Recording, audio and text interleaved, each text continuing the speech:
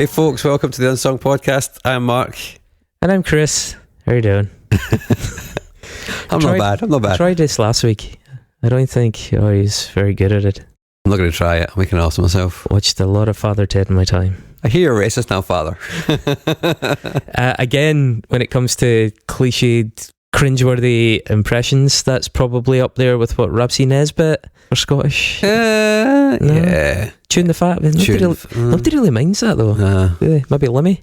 No, Braveheart. Yeah. Trainspotting. Trainspotting's kind of legit though, because they were off Edinburgh apart from you saying Johnny. that Braveheart's no legit? Do you know what that fucking guy did? I mean, did you see the transit van in that film? It's there, look for it. Fucking brilliant. There you go, folks. Get out there and find the transit van in Braveheart and win yourself an enamel mug from the Unsung merch store, which is a thing, by the way. Unsung merch. Seamless. It's taking 6 years to be that seamless. Dude, I am slick. Sometimes I'm too slick. I'm worried I'm going to get snapped up by one of the big leagues. Just slide off that couch. So we have merchandise. It's on our website and it features a design by Christoph Speidel, the Lord of the Logos, the guy who did some of the most famous black metal logos, Dark Throne being the one that I think really got him going, and then all the way up to like Mastodon. Yeah, he's done loads of cool bands. Then Metallica, they're not cool. He did do a Metallica one, yeah. He did an Ed Sheeran one. He did an Ed Sheeran one? Yeah. Fuck a duck. Fuck's sake. Wow. Remember when he almost quit music and then he won the court case? God damn, that was a near miss. So close. I'm trying to think of like get better lawyers, other people. People that are not multi-millionaires should get better lawyers. Yeah, so we have merchandise. We've got some nice t-shirts, got a banana yellow hoodie with the black metal logo on it. We've also got a pink one, mate. Yeah, let's talk about the pink one. It's a nice juxtaposition, right? Because we're trying to upset the black metal kids. It's like hipster black metal. It's basically the death heaven of liturgy. Attire. Liturgy. Say it not in Scottish. Liturgy. Yeah,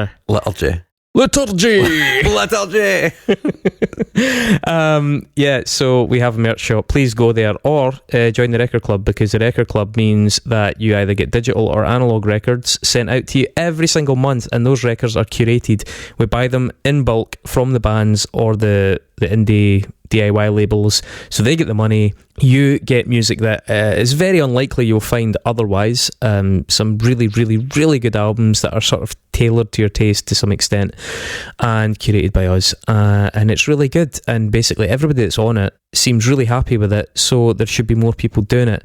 If you have one indulgence a month, why not make it that? A little treat to yourself. It's once a goddamn month, and you're doing a good thing, because you're also in the process funding the podcast, which lets us go on making it for the goddamn hours that it took, especially these episodes. Yeah, boy. And also funding artists, which we spoke about last week. They kind of need it, you know what I mean?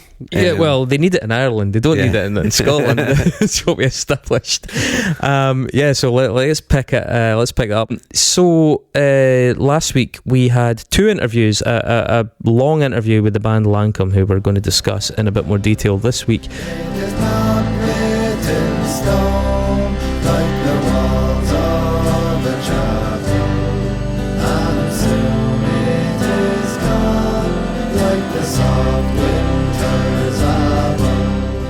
And also a shorter interview with Simon Tumier, a really celebrated accordionist and folk musician, born in Scotland, but I think he plays a variety of styles and a variety of music in a variety of places. Some different opinions, some consistent opinions, a really, I think, interesting debate around accessibility and perceptions of folk music, around the economics of folk music, around some cultural differences. Lankum...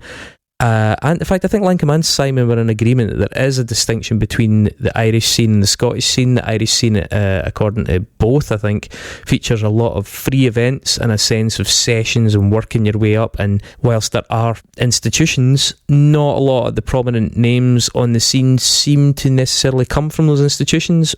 By contrast, I would say in Scotland right now, certainly in the cities, a lot of the most celebrated people have been or in some way involved in the likes of the Conservatoire, And what we say, that the price tag attached to folk music here seems to be a bit higher. There seems to be more of a kind of baseline and a sense of minimum value, and musicians, as Simon pointed out, being able to sustain themselves as professional musicians.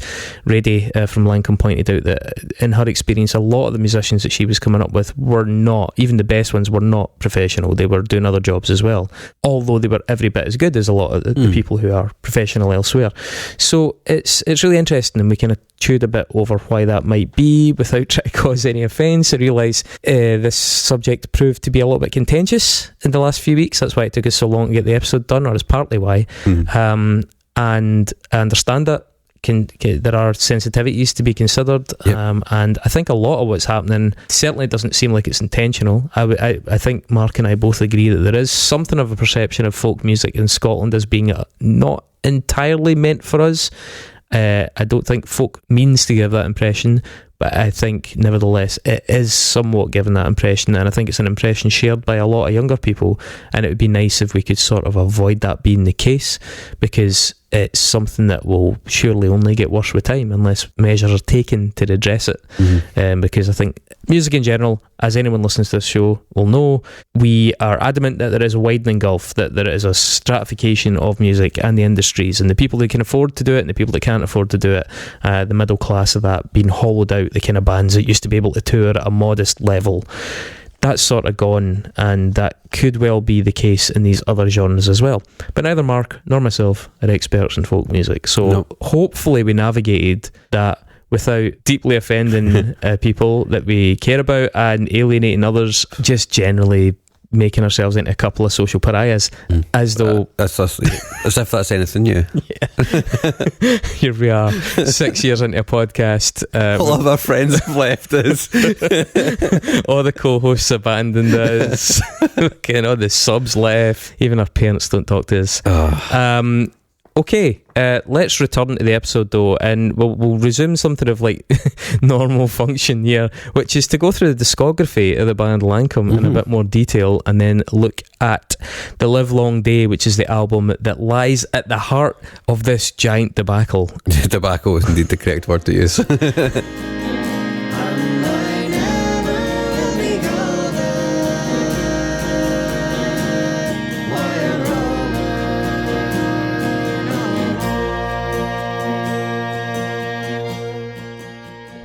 So, Lankum, we mentioned in the first episode as well, began as Lynched, which is only Ian and Dara Lynch, the two brothers from the band. That was in 2003, thereabouts, as we thought. It may even have been earlier, but the first thing they released was a record called Where Did We Go Wrong?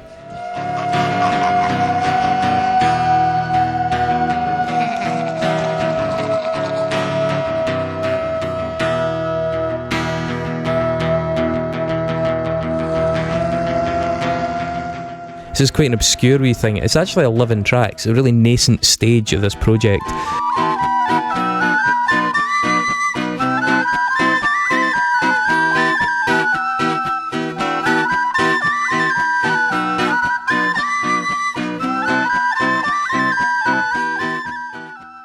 It's quite different. I would say playful. It's quite rambunctious, oddball folk punk. It's dead rowdy. There's like whistles that are played, we'll use the word unfussily, over strummed acoustic guitar. The vocals have a lot of reverb to them, but it's quite trashy. There's a very, it's a very kind of bootstrapped feel to this.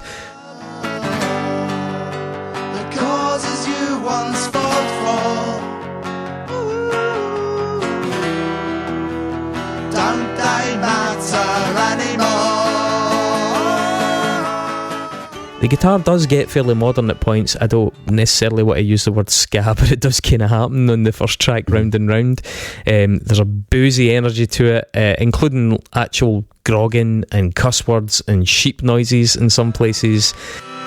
She talks to them all day and night. I think she's had an awful fright. She laughs, she cries, she screams, she cusses and swears.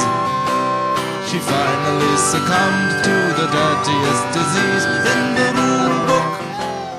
There's quite a lot of comedy involved. The fifth track, the most misanthropic song I've ever written. It's pretty tongue-in-cheek stuff. Quote, what the fuck are you like getting pregnant? Kill those fuckers in the womb. There's enough of us here and there's no more room. So yeah, there's a lot of punk in there. I think it's fair to say the whole thing is funnier than it is good, but it's obviously really, really interesting to listen to, especially given where this band have ended up, and that this is the seed that it sort of grew from in a lot of ways. It took a long while to grow to the next seed though. Yeah, it did. So 2015. Now, bearing in mind, we did talk about those interim years a bit on the previous episode. The two brothers spent time touring in the States, touring in Mexico. Some of the stories that they told in the interview about Mexico were brilliant. People like ripping power cables out of units in the street to power generators, and just really, really cool DIY kind of punk fairy story thing that you kind of aspire to. Lovely stuff. But what came out in 2015 in the form of Cold Old Fire, whilst still technically lynched originally, is quite different. And what will you leave your father and only me son? What will you leave your father, my beloved one? I'll watch and Cheyenne, I'll watch and Cheyenne. And it was actually then re-released as Lankum. It's actually not on their Bandcamp, this record, even though it is on Spotify, which is an interesting choice. That is, yeah. I'm not entirely sure why that is. Maybe they don't see it as being... Do they play any songs from it live? Yeah, I think so. Do they? Well, I mean, it's the whole quota of people that are on it, and actually I think there's some very good songs on it. Yeah, I do agree. I just think it's just unless maybe it's on a lynched Bandcamp, or maybe it was on a different label or something. I don't know. Maybe there's a rights thing. Yeah, possibly. But it is unusual that it wouldn't be on there, I think. It could be that it came out in an imprint and it's sitting somewhere on it. You know how sometimes the label has a Bandcamp, and it could be there. I'm not sure. Rady, who is on this, Rady and Cormac did appear on this, but they were kind of invited on. Rady had introduced Cormac to the two brothers, and they'd all kind of agreed that they were going to collaborate in this. She says, our approach was different to others. The focus was the songs, because we were coming from a scene where you might sing harmonies, and in general the songs were unaccompanied. It made the arrangements more interesting. It's more pared back. We were never intending to show off our skills on our instruments. We wanted to show off the songs. I actually think the cover art of this album pretty interesting. Yeah, it's almost metal. Yeah, exactly. It's like an inverted metal album. Yeah. It's dead occult looking. Totally, actually, there's a little consistent theme that appears at one point. It doesn't necessarily seem to match with the stage of the band musically, but it does give a bit of added insight, especially with hindsight, I think. I will say that the first 5 tracks in this record do not accord with my taste in music at all. I can pass comment on them, but do I particularly enjoy listening to them? Not really. I do think the second half of the album gets really interesting though. Early on, the second track, Daffodil Mulligan, in particular, is not something I would ever get drawn to. And I'm just such another, the spit of me mother, the lady that lives in one room down on Francis Street. Sweet daffodil mulligan, fresh fish, like the sweet Blarney roses. This very early in my Lankum journey, I was like, what the actual fuck is this? It's track 3, Drinking Song from the Tomb. Come hither, me lads, with your tankards of ale, and drink to the present before life should fail. I'll each on your platter a mountain of beef. This is where I think the cover might get a nod here, because it takes its words from H.P. Lovecraft. So it's reworked musically around some of his words, and that kind of sinister edge is already, I don't know, that's quite cool. It's got a definite appeal, and given that this is a band that would go on to share stages with Godflesh and things like that, that's already just a tiny little marker, tiny little flag there. The 5th track, Salonica, which is one of the songs that they played on that famous appearance on Jules Holland that sort of catapulted them into sellout status. I mean, sellout in terms of shows, not in terms of like moral judgments. Sorry, should probably consider my language a bit more carefully there. It's not like I've been doing this for years. But that song's about Thessaloniki in Greece and the military campaign in World War I against the Bulgarians, which are allied to Austria-Hungary, and that involved loads of fighters from Ireland. and so a lot of people came back from that, and the tales spread in Ireland at the time. It kicks off with whistles in a really old school vein, I think, as well, which kind of alludes to that. Mm.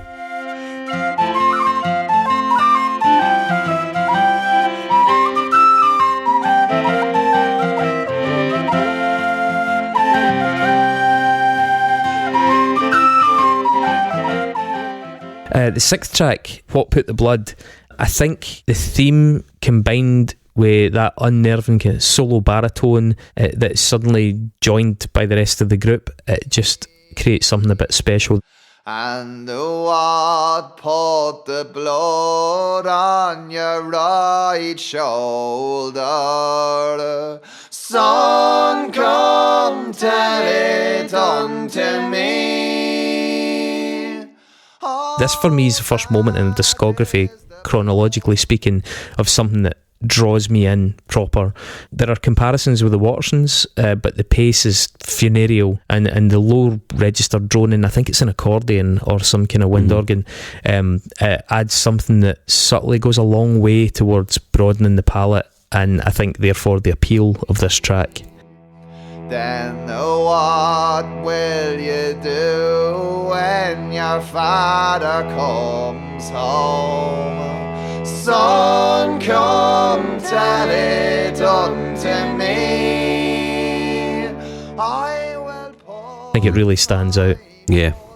It was really the latter half of this record that really stood out for me as well, to be honest. No, as I say, I agree with you, man, about the second half. I would say track 8, The Tricoloured House, is nice. It has a really febrile quality. The sustained strings quiver under the weight of all those harmonies. And when she has it done for to send it right home, and it's then she will be a true love of mine. The 9th track, Lullaby, I want to just pause on that for a second, because to my taste, this is their first exceptional moment.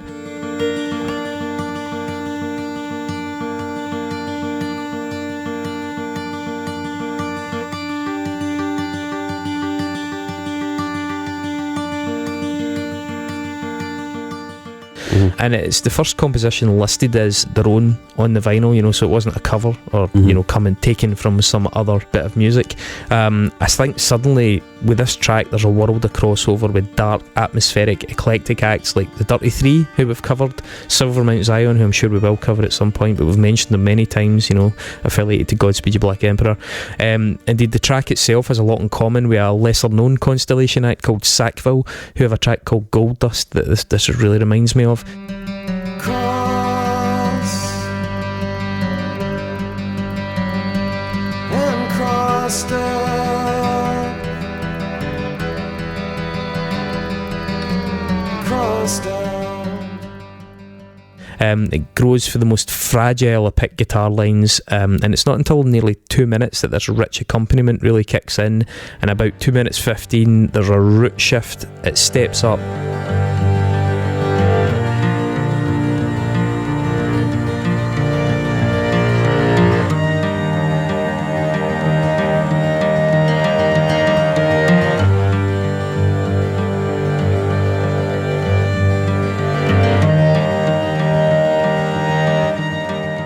The only vocal work in the song itself is in the form of these warm, harmonised oohs, just kind of hums. A track I know that you like, Cold Days of February, number 10. Some clerk with paper and his pen, some banker with his poison pity. It's actually by a Scottish songwriter called Robin Williamson.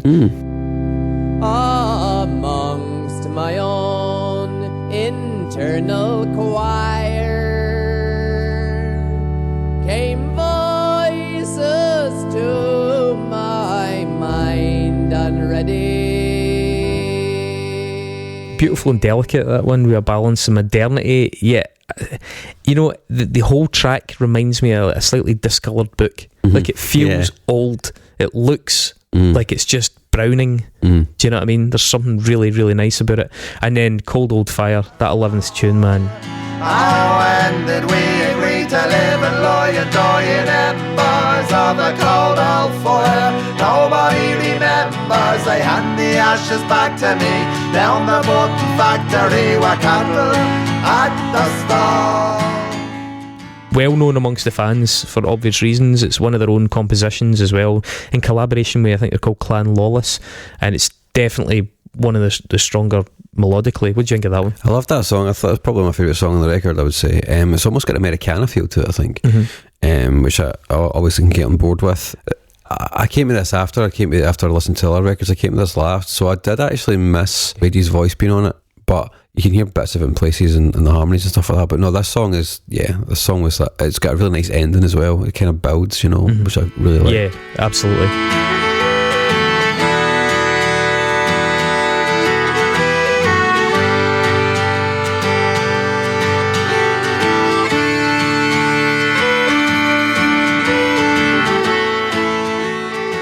So it's a record that starts in a place I would have been unlikely to venture, but by the end we've kind of met on enough occasions, combined with the eerie aesthetic that we talked about with the cover and the Lovecraft lyrics and stuff like that, to make me want to hear where they were going next. I didn't listen to this chronologically either, but this, I think, would at least, had I got to that second half, would have made me curious about what they were going to do. Yeah. The next thing they did was Between the Earth and Sky, 2017. This was officially Lankum from the off. Now, there's a writer for The Guardian called Jude Rogers. I don't know if Lankum have some really serious compromise on Jude Rogers, but my God, Jude Rogers loves Lankum, right? There's so many quotes. You know how in the back of old DVDs you used to have the thing about the film? Like, Lankum could do that just in Jude Rogers quotes. So 5 out of 5 in The Guardian, quote, marry the rawness of the Wattersons with the roar of Richard Dawson. Regarding a live performance that Jude Rogers witnessed, an original, The Granite Gaze, about the Catholic Church's treatment of Irish women, also startles with its dark poetry.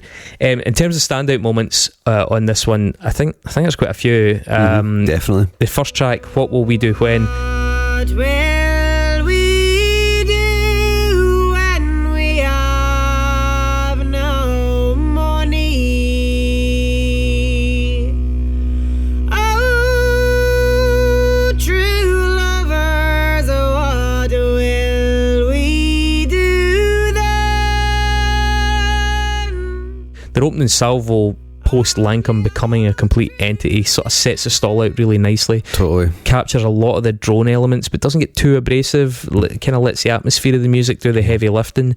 Even the backing vocal parts, which I think are crucial at lifting the hook, are delivered with a real tenderness and subtlety. And we yodel it over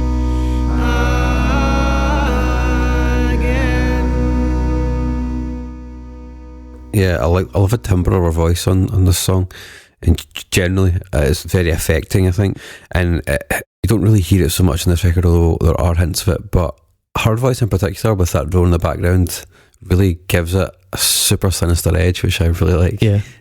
She's creepy without meaning to be. I think we'll maybe refer back to this actually when we start to discuss some of their most recent material, because there's something here that I would have loved to have heard, especially in the most recent album.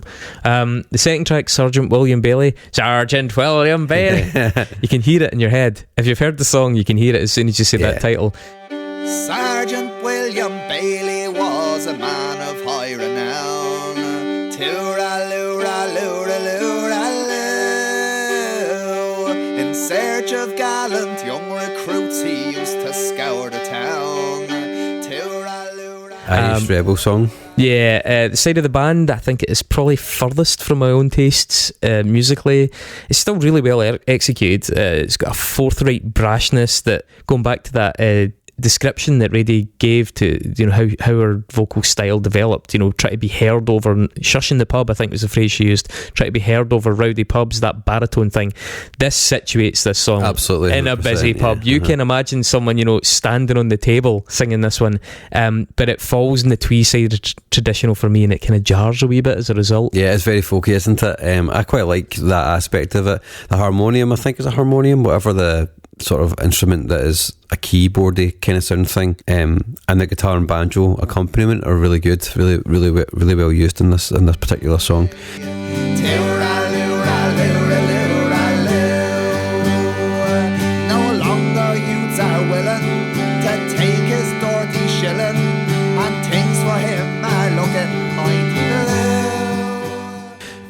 But yeah, I totally get what you're saying. It's folk with a capital F, you know. Folk off. So, Peatbog Soldiers, the third track. The vocal harmonies are just brilliant in this song. Yeah, now we did speak about their love of Traveller music and about how Traveller music, going back to episode 1 again, is traditionally unaccompanied, and it's actually sometimes quite controversial to accompany it in that kind of purist way. Use the analogy of like old men when you put an ice cube in your whiskey, you know, just disapproving. So this one, really unaccompanied, really authentic, really traditional. We are the Peatbog Soldiers, marching with our spades to the moon. But also I think the delivery gives it a slight air of menace that offsets the folky stodginess for me. There's some really nice drops to flat notes in it as well. Just these moments where they dip down that really break it up. I like it. Yeah, it's great. It's a good song. Like I said, the harmonies are just excellent on it. For me, the next really, really standout point and one that I want to pause on a bit is the Granite Gaze at number 7. Before we do that, can we talk about the bad luck to the rolling water? Yeah. Because earlier, I think it was in the last episode, I said there's a bit of a Greg Graffin, a bit of a Bad Religion sound. I think it's pretty apparent on this. Bad luck to the rolling water, bad luck to the salty brine. I only had the one true love, she swore she would be mine. And now she's gone and left me, and I wandered far away. But he's quite into his Irish traditional stuff, isn't he? He is, yeah. I mean, his vocal has that quality. It always has had that quality, which is kind of what makes him a distinctive vocalist, I think. He's got that pub kind of quality, you know, and the harmonies that are in this song where they are do give me Bad Religion vibes.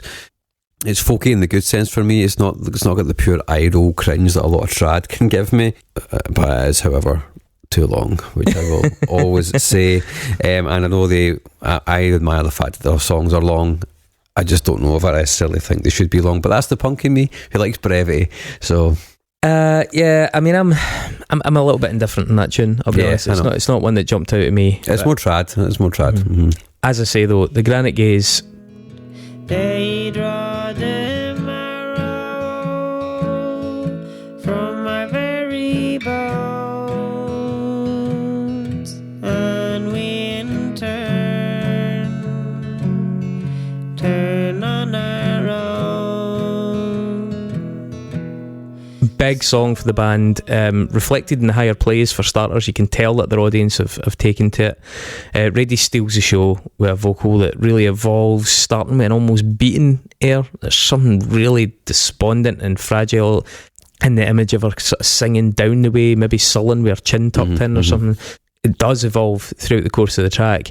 The first chorus at 122 starts to change that. It's got a bit more determination emerging in it. But the second chorus, which is just shy of 3 minutes, with the backing vocals becoming more prominent, there's a line, still we cling on to the mother who eats her own. It's fucking powerful stuff. The future's just a thing we say to keep the sordid past at bay. Still we cling on to the mother who eats her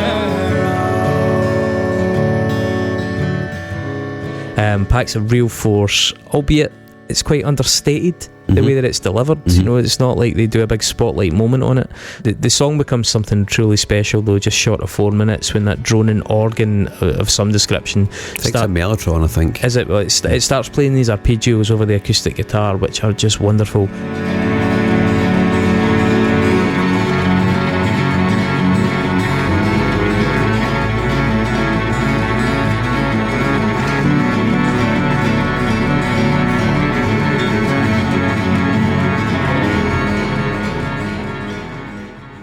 And then it drops back down to Reddy and the minimal arrangement for the mournful end. That song is beautiful. Yeah, that song is fucking brilliant, man. It's the best song on the record, easily. Like I said, the mellotron, I think it's mellotron, whatever the keyboard instrument you just mentioned there, Chris, it is brilliant. It really works for me in this song. The harmonies, again, absolutely spot on. They're never obvious, you know. The harmonies are so good because they're never the obvious ones you would go for in this kind of music, which I think probably speaks to a more rock sensibility. Yeah. The end of this song is truly glorious. Truly glorious. The build up and then the release to just Radio on their own is just, sublime. A wonderful bit of songwriting. sinister, but on a nicer edge of sinister, I think, which is something they kind of a line they threw over with great aplomb on the next record, which I guess we will talk about soon, because the next record is The Livelong Day, which just came out in 2019. But we'll come back to that one, of course. Yep, I mean, I think just sticking on this one for a minute, the Turkish Revai.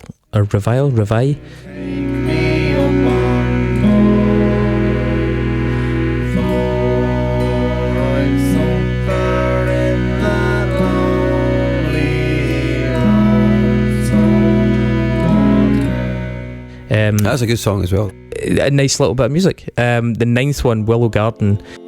It was there I poisoned that poor little girl down on the banks below. An Irish murder ballad territory again, and I think it's one of the most melodically and lyrically affecting here. Really nice song.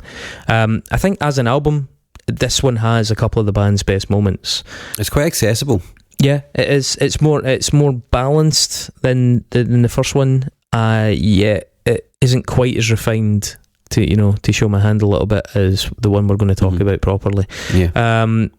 For my personal tastes, I think it's maybe a little too authentic or close to some of the original folk stuff. That's just for my tastes, because I'm not a folkie really. And I think I would have liked to have heard a little bit more convention breaking to leap across the genres. But they're moving up to that. You can hear it. There's bits of it in here, and they do go on to certainly smash those conventions as their career progresses. I think the only thing I just want to reflect on the first two albums, had I not already been won over by The Livelong Day, I am not sure I would have been patient enough with the first two albums to find those highlights. Those albums wouldn't have found you though. Yeah. You know what I mean? They just wouldn't have found you. That's it. But they are definitely there. There's some really, really outstanding moments on those first two records, and they're worth going for. You might not like everything, but they're definitely there. And they definitely point in the direction of where they were going as well. I think my experience of all their music, actually, having never really listened to much trad and folk stuff, is I've said that a couple of times already, and it will come up again inevitably. Americana is a touchstone for me, and I do enjoy Americana, particularly alt country. But having some familiarity with that music actually works in my favour of getting into this, I think, because I was more readily accepting of the traddy and folky stuff in a way that I don't think I would have been if I was coming at it from your angle, Chris. So I think maybe my familiarity with that kind of music is probably primed me a little bit for accepting I think so. some of the... I think you're more forgiving of some of that conventionality of some of it. Yeah.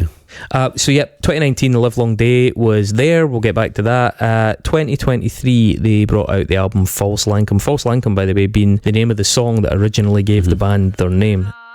To his lady, those words he did say, beware of False Lankum, artisan of his men. False Lankum had given themselves a big act to follow. Unlike the earlier releases, this was now coming for a band that was arguably courting expectations. I think, I'm sure there were expectations within the circles in Ireland and the folk scene and stuff like that, but wider expectations, not so much. And as you say, that convention breaking that The Livelong Day will represent, which we'll discuss in more detail, that had become something that was associated with them, and they then had to release an album out on the back of that. We are now a convention breaking, genre straddling Irish folk phenomenon. It must be fucking hard to start writing an album with the awareness of that. The band had made connections and attracted fans from other genres who basically probably wanted to know if it was worth hanging around. Or maybe I just like that one. Is it worth sticking about for more? So there's a lot of pressure in this one. Although, in saying that, they very probably didn't see it that way or write with any of that as a central consideration. I'm speaking for personal experience and projecting. I imagine the mindset of a lot of those new fans, including the folks in the complicated metal t-shirts that we spoke about, would have been, I don't mean sceptical, it's more generous than that. It would have been unsure, waiting to see what they did. Was that a fluke? That kind of thing. I am going to say that I think they were both, with this record, successful and unsuccessful in some aspects of that. I think they produced, with False Lankum, something layered and dense and imposing definitely. I think it takes real chewing, and it relinquishes numerous good moments with work on your part as a listener. Do we live in an age where listeners like to be challenged en masse? That's a discussion point that arises a lot, and I'd wager perhaps not. So it's a bold one, a bold decision. If your influences are things like Swans and that, though, if they're part of the canon of music that you're taking in and try to translate into this kind of that's very true mode, then this is nothing. I'm not going to say it's nothing to them, but making this choice is probably not hard for them.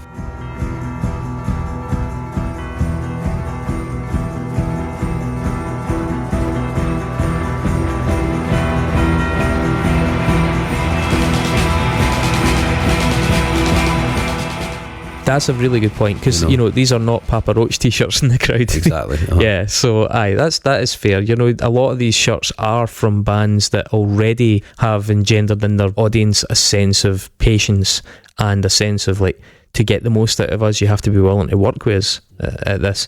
I think it is clear, though, that the album suggests a dedication to the music that puts the crossover and mass appeal notion, the financial appeal notion, secondary. I think they show they earn their stripes as punks in this sense. Mm-hmm. They don't go for shorter ditties and Radio 6. Mm-hmm. Let's be honest. They double down on the things that make the last record so inaccessible, which is probably why, like you just said, that's why people are on the journey with them. They're here for that. But it is something of a Goldilocks thing, though. Mm-hmm. Is it too much that way? I mean, they persevere in darker directions with some really esoteric influences in this. There are plenty of parts that I think can quite comfortably described as heavy on this. I think it's 4 minutes into Go Dig My Grave. That is absolutely going to appeal. It's sinister and unsettling.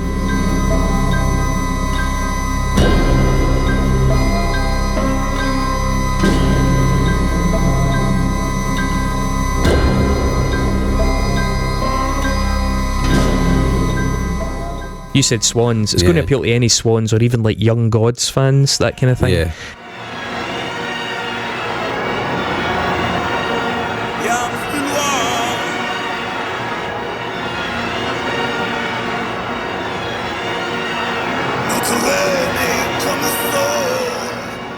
And in a lot of ways, I really admire that. I really admire that sensibility. That all said, in short, I don't think this is good an album as The Livelong Day. I just don't. I love the sense of purpose. I love the uncompromising nature in these massive brooding songs, but I think, to refer back to earlier on, What Will We Do When, it lacks the tenderness of things like that. It does sometimes become soft, but it never really becomes tender or tugs in the heartstrings quite the way that some of the other works do. And I think that's the ingredient, because all those heavy, sinister influences, elements, are made more the better their counterpart. Do you know what I mean? So the reason that The Livelong Day works so well is that the dark bits are made more dark and effective by the beauty of the lighter bits, and there's more of a balance in the quality between those two aspects and the yin and yang sort of thing. And this one, I think, errs so much in the dark side of things and just doesn't quite nail the beauty.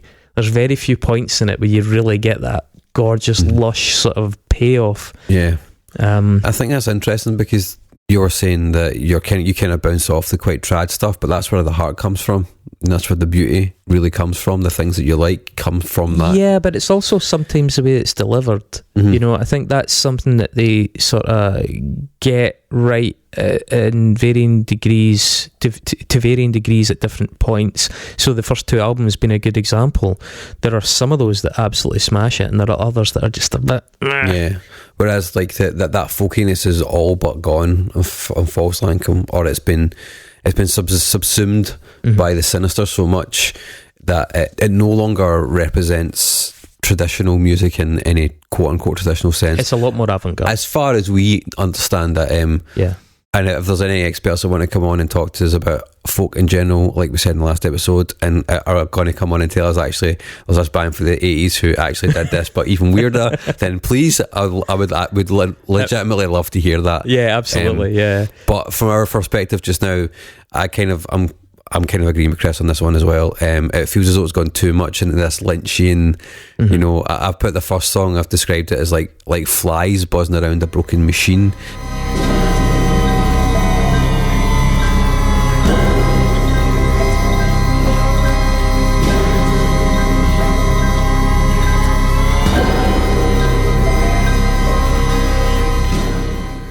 A lot of it feels like that. It feels dirty and not in a good way.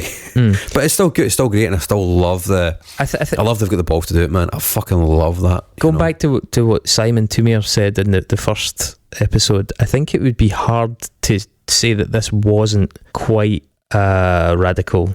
You know, I think it's fair to say, if you listen to the Livelong Day, that it's not all that radical, in the sense that he sort of said, well, a lot of it's just slower and darker, but I think there are moments in this that, you know, they're pretty Scott Walker. They're fucking Scott Walker, man. Exactly. You know, they're Scott Walker. They're Swans. They're kind of out there. Yeah, they're avant-garde. They're noise. You know, I mean, they're bordering on like some of that mid-80s like Nurse with Wounds sort of stuff. You know, it's in fact we'll go through it a wee bit. So like, Go Dig My Grave was the advanced release.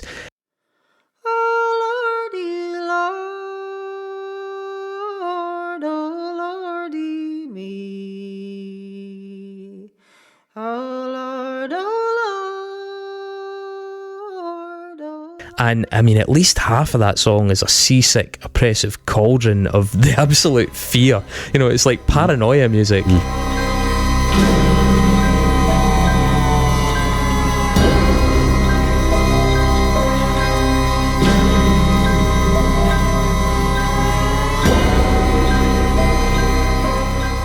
I've said lynching because it does feel like a David Lynch film. Yeah, you know?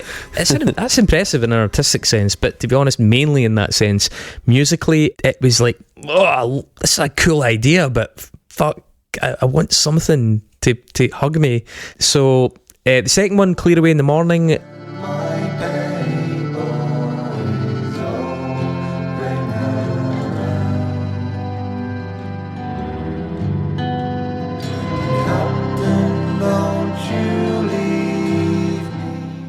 With the ghostly choral vocals and sunken, I think it's a saw or a theremin. It sounds like a slide guitar to me, but it's just, I know what you mean. It's like that kind of vibe. Couldn't quite determine what it was. It had that really druggy, deathly quality.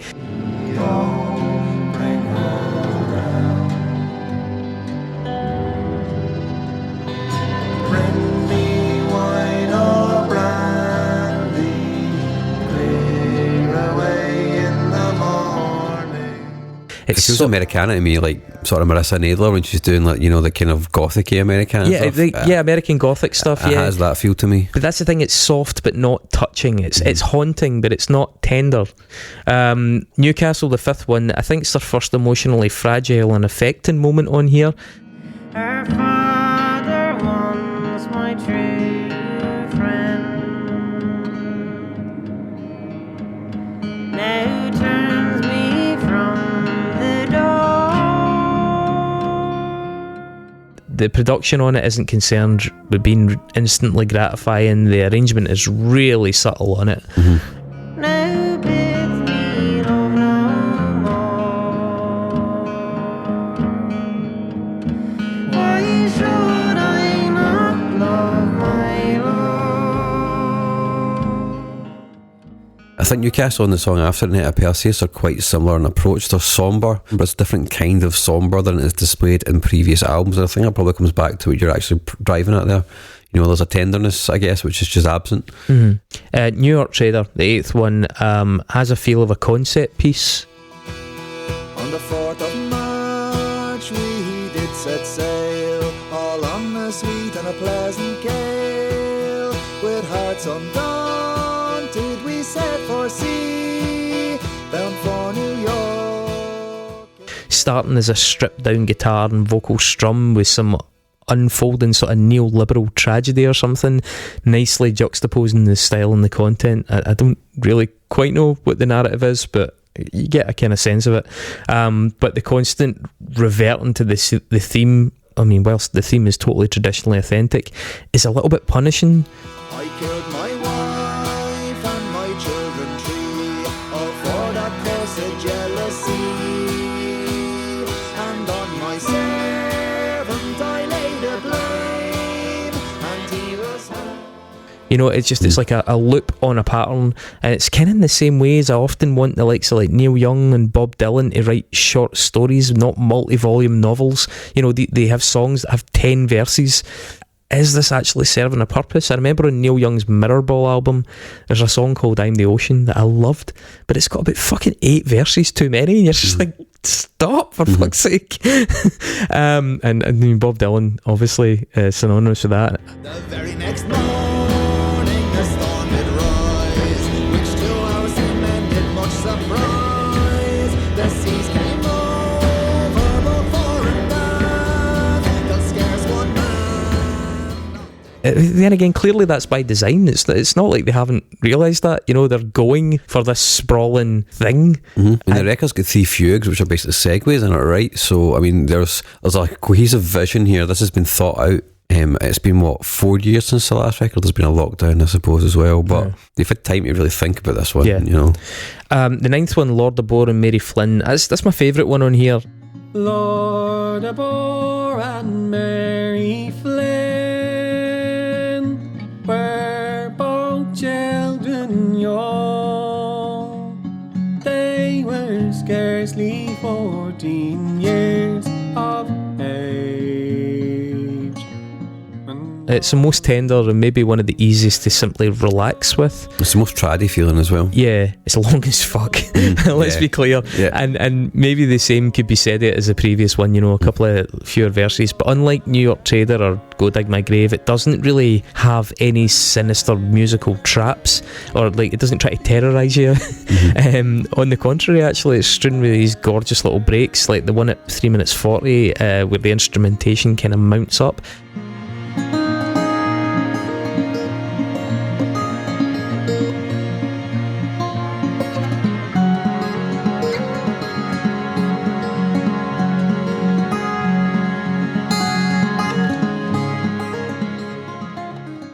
It's a really nice one. You mentioned the fugues. Fugue 3, which I think is track 10, is a good example of the band striding out into this obliquely different terrain.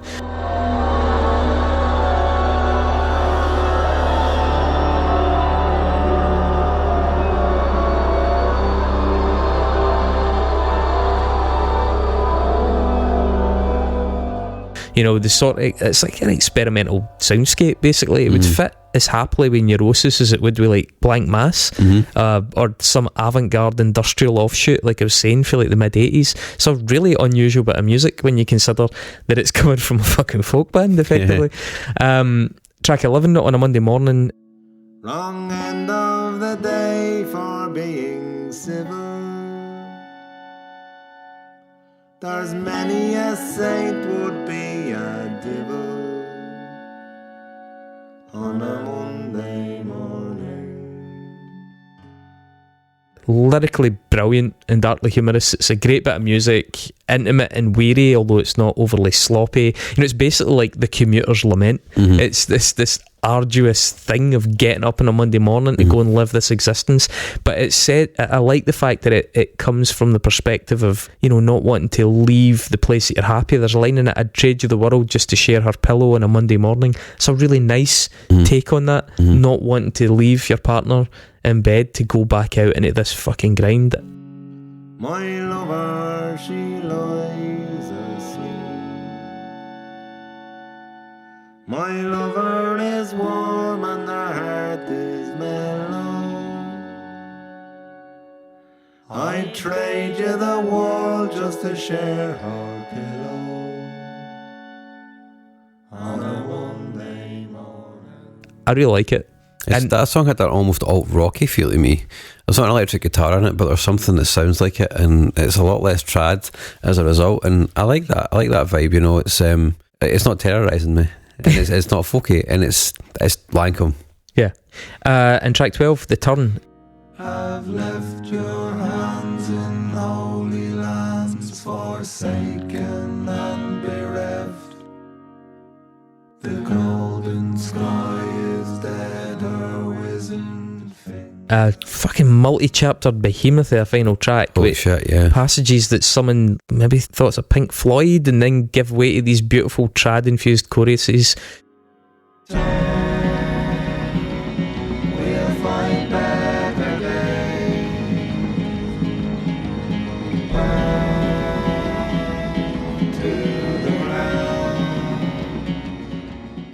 one of which kind of shimmers away into the distance and then turns into this tender minimalist vocal passage.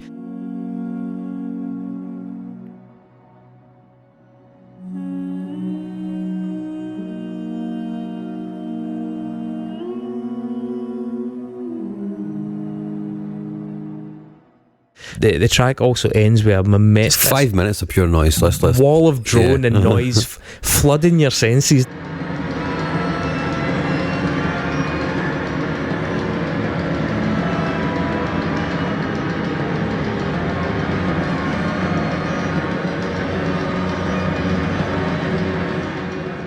Totally overwhelming. It's terror. It's pure terror. And it's reflective of how far the band have strayed for the earlier traditional confines. You know, they're now writing their own script. And it is also interesting, like harking back to that interview, what Rady said as well about how this was written in lockdown. There is a totally different process at play here, and also it's reflective of totally different circumstances. We spoke about, you know, how her voice evolved and the session scene and all these kind of things, and the imperfections and making yourself heard in a noisy pub. It's like, well, now this band is playing on main stages with state-of-the-art PAs, incredible microphones, great sound engineers, and I can say that if you haven't seen them live. That boy Spud, who also does the recordings and does the live sounds, fucking excellent.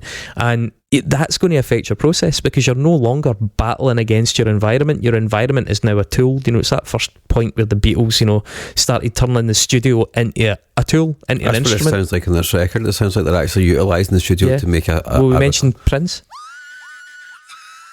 Yeah, we could say. Sound the alarm. It's actually interesting because she mentioned that in the interview as well, didn't you? She was saying they were writing songs and going in the studio. It's now like as though they're writing with the tools that they have. They have a much wider, a much bigger toolkit. You know, they can utilise these things. They're no longer learning songs and then taking them in the studio. They're writing songs and having to learn them. Yeah, because they're writing reverse them for engineering the studio, them, and making them work live. And I can understand. I guess if you get to a certain point where you're always taking shit to the studio and you're now afforded their freedom to do that, then that's a whole new challenge and a whole new concept, which I imagine is probably quite exciting for a band. You know, they can just rock up the studio and go, we've got these rough ideas, we've got a month, let's fucking do whatever, and then figure out the rest afterwards. Figure out how we're going to do it live afterwards. You know, I wonder. I have no idea what that feels like as a musician. But I'm sure it's cool. I genuinely do, and it's not always the best. Yeah. It can be, but no, I think there's positives and negatives. Also, because I think they mentioned this as well, you don't get to road test them. You don't. So you don't get to see the reaction. And one thing I did find out, we did an album a bit like that, and half of the songs in it had never been played live when we went to record it. And having recorded it, then played them live, you very quickly in the live setting start to realise changes you would have made at the recording stage. This bit's too long, this bit's too short, this bit doesn't work, this is the wrong octave, all that stuff that it was fine when you were in a controlled environment, but once you're in a less controlled environment, you hear it slightly differently. And you know, there is something to be said that complete control of your environment maybe isn't always the best either. And I think that, you know, they're talking about their early years battling against the noise of the pub and stuff like that. That can have some interesting positive effects on what you're doing. I mean, this record is a bit of an epic, even, you know, by contemporary standards. It's 70 minutes. It's just getting into super unknown territory there, and a lot of that is spent in the grip of genital terror. There's like maybe 20 minutes of just sheer paranoia in here, which is it's a trying experience, even if it is artistically hugely impressive. It is a little bit fatiguing, and I think as a result, I've found my own sweet spot for this band. I've found that Goldilocks point, and it's directly prior to this record in the form of the Livelong Day. I want to just add a little caveat in here and say that there is always a possibility that record could grow. Absolutely, because it is so dense. Yeah, and it is fairly new as well. It only came out this year, 2023 as well, so it's not been with us for very long. And the terror does kind of push me away from it, I'm not going to lie. The overwhelming terror in places, which makes the thought of going back to it, like, I'm not thrilled at that thought, to be honest. But I would like to say that there is always a possibility that it could grow, because there are things that which kind of make me go, huh. Yeah, and I want to know more about that. Absolutely, and I think there's precedent for that in the works of other bands as well. I think Nine Inch Nails have had a fair bit of that. I think Godspeed have had a fair bit of that. There'll be multiple examples. Scott Walker as well. Albums that were, Jesus Christ, like heavy going, and then that gave them a longevity that the easily digestible stuff didn't have. But yeah, 2019's The Livelong Day, the central focus of the show. We'll get into it in a wee bit of detail. 57 minutes, 8 tracks, recorded with producer-engineer John Spud Murphy, who's also, I believe, the live engineer who I met very briefly when we did the interview, in the Meadows recording studio in Wicklow, and also in Gorilla Studios in Dublin itself. Jude Rogers, remember Jude Rogers, super fan? The Guardian. Some more quotes from Jude, if Jude is even a real person. Hey Jude. And not just a sock puppet. You just missed my Beatles joke, you cunt. Oh, jeez. Oh, sorry, man. A younger, darker Pogues with more astonishing power. There you go. That's it. I like this one, actually. A folk album influenced by the ambient textures of Sun, and Swans. It's just Sun. Plus the sonic intensity of Jaloris White and My Bloody Valentine, which is, yeah, it's pretty good. I know 3 of those acts. And name checks some hip cool hip people. bands. Also called them the perfect house band for a Coen Brothers folk horror movie. That's actually pretty good. I think, especially with the last album, it's getting closer to Ari Aster territory. Probably, yeah. Vocal harmonies evoke the witchy barrenness of Portishead's Third. Huh.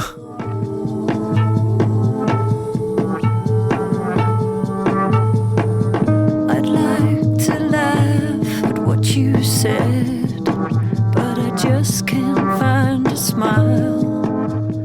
That was an interesting point, and it kind of that did provoke a bit of thought in me, because that's the thing. We have an entire episode on that record, by the way, listeners, if you're not aware of that. That is, it's got that paranoid quality, hasn't it? It does have the paranoid quality. Yeah. It does have that, we're going in a really dark direction here. Come with us. Yeah. So, albeit I think Portishead's Third is a little bit more bite-sized and a bit easier to dip in and out of. That's a different kind of music. Trip hop, I suppose. Yeah. In the 90s, you want it to be digestible.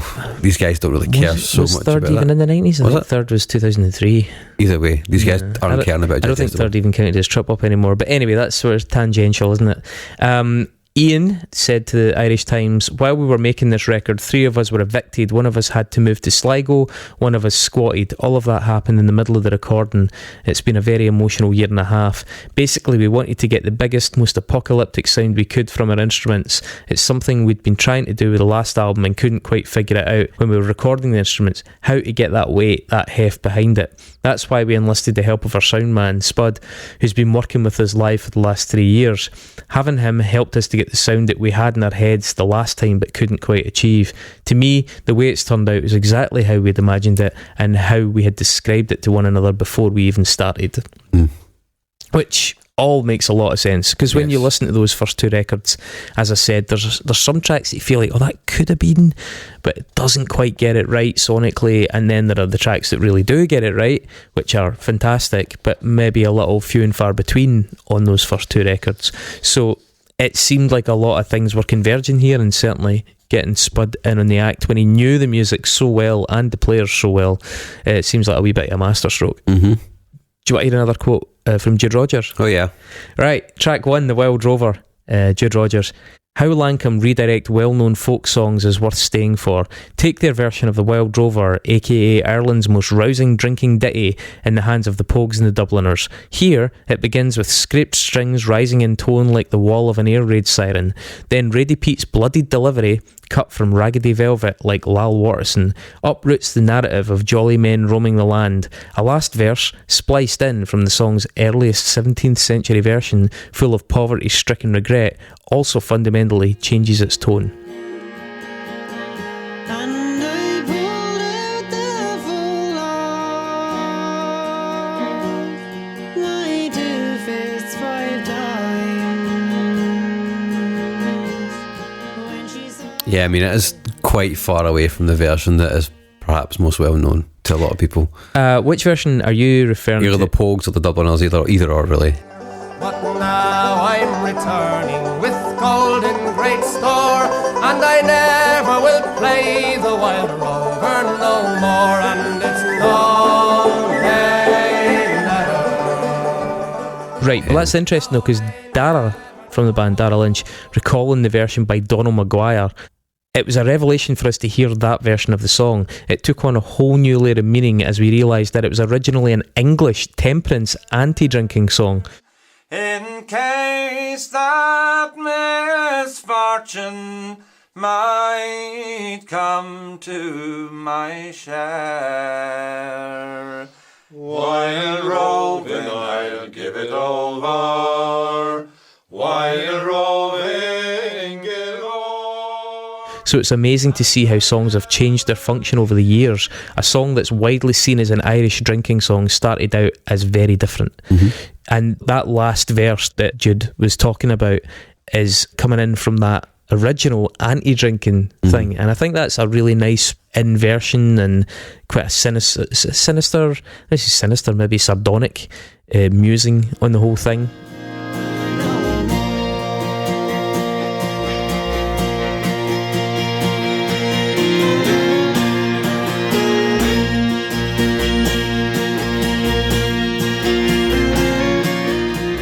This is perhaps a song that gave me sort of desolate pioneer vibes the most, you know, talking about Americana but going back a few centuries now. It's an exercise in mountain tension. I think also maybe due to its length and the way it builds, I can absolutely see or visualise a long opening passage of some Paul Thomas Anderson piece a la There Will Be Blood.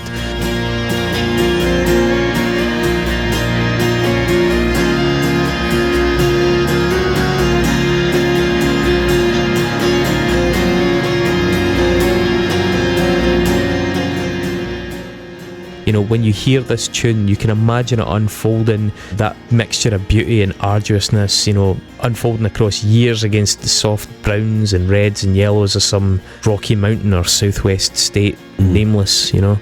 I think there's something really cinematic about it, and I could see it being used to brilliant effect in something like that at some point. Yeah. I really enjoy the drone that opens that. I think the Reggie's voice with the male harmonies is brilliant, really effective opening. The slow build is great. It has a sense of dread about it, which, you know, is what you said is what they're trying to go for. Yeah. It really does work. When it starts to build up, I think it's around 7 minutes 50. It starts to really go up a gear, and it's almost heavy. But by about 8 minutes, it feels heavy almost.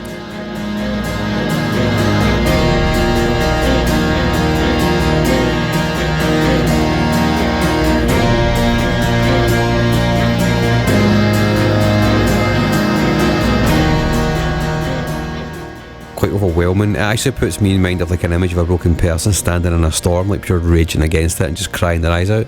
The end of the song, it just feels like the world is coming crashing down. Yeah, that's a hell of an opening statement, man. The Young People, the second track. Oh, the day that they found him swinging, that day they'll not soon. One of the most buoyant songs here, and I think in its stark contrast, subdued way, yeah, beautiful and oddly uplifting, despite having a quite a melancholy core. Ian Lynch has commented, this one's got a wee bit of backstory. So Dara dreamt about it one night. He just woke up and it was in his head, and he wasn't sure whether he'd heard it somewhere else or whether it was another traditional song that he had misremembered, as often happens. He'd recorded it onto a dictaphone when he was half asleep, so he brought it to a recording session one day, and they've actually got a press release out about the record that continues that theme. The chorus of The Young People first appeared as a kind of Scottish sing-along in Dara's head one morning as he woke up, and not sure whether it was a traditional song he'd heard before, a composite of folk songs and melodies from his subconscious, or a completely original piece. When the young people dance, they do not dance forever.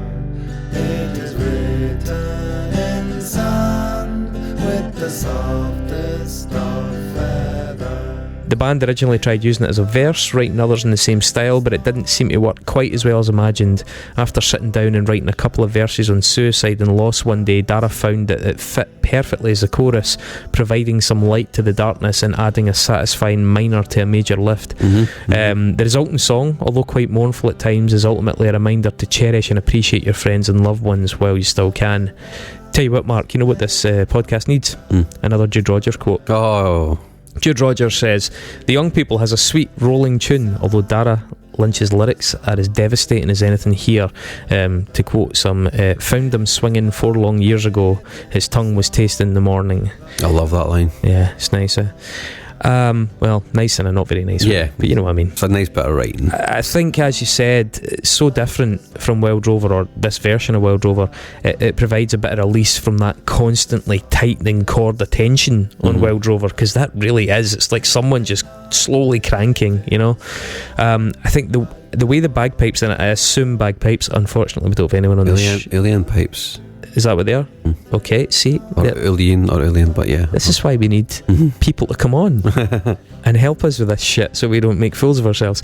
So they slide in about 2.5 minutes, and it really lets the song blossom. The way they kind of assume the rigid root core note while the fiddle and the guitar slide back and forth underneath, it's really elegant.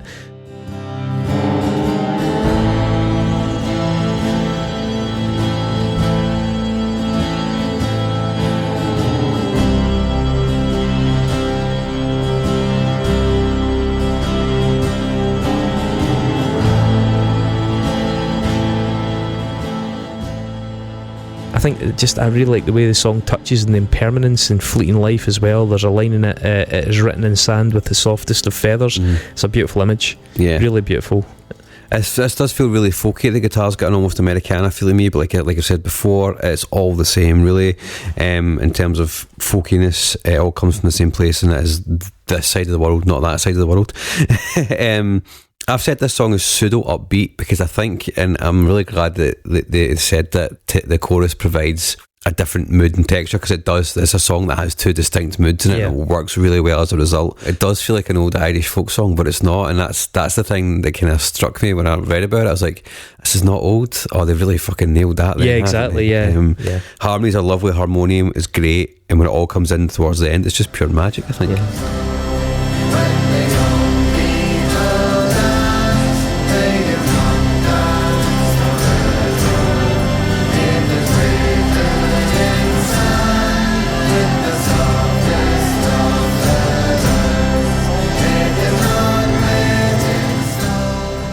You can tell that they've really taken on board a lot of this music that they've been steeped in. That they're now producing songs that sound as authentic as this. Yeah, totally. Track 3, Ode to Lullaby.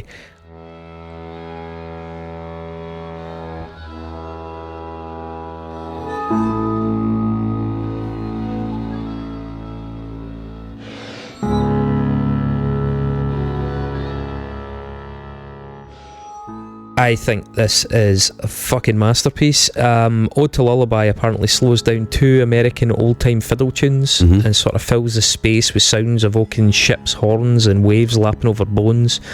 It's originally written to link the young people in Bear Creek. It was something that was revealed in that NPR interview that they did. I think it was Radio that said that. But it's since totally outgrown that role. I mean, it just, for something that was maybe meant to be a sort of the equivalent of like the Fugues on the other, on the recent album, it's way, way bigger and more evolved than that. It's a blend of drones and strikes. I think the strikes in particular feel like a kind of a dropping blade.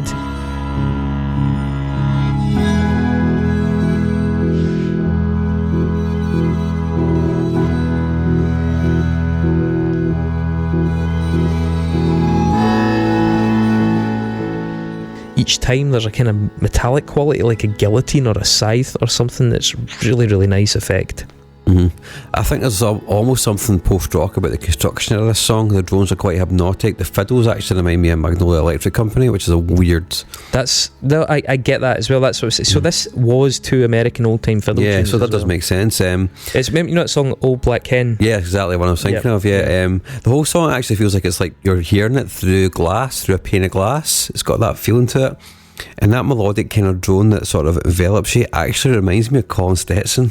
Yeah, that's another good reference as well. And it just grows more unsettling as it goes on, you know. And yeah, it does. If for something that I guess, if like you say, if it grew as like connective tissue, and if it was connective tissue that grew to become its own thing, well played. It's like the boil on Richard E. Grant's shoulder that became a head. Yeah. How to get ahead in advertising. Yeah. Slowly it just grew and consumed the album, because it's possibly my favourite here. Track 4, Bear Creek.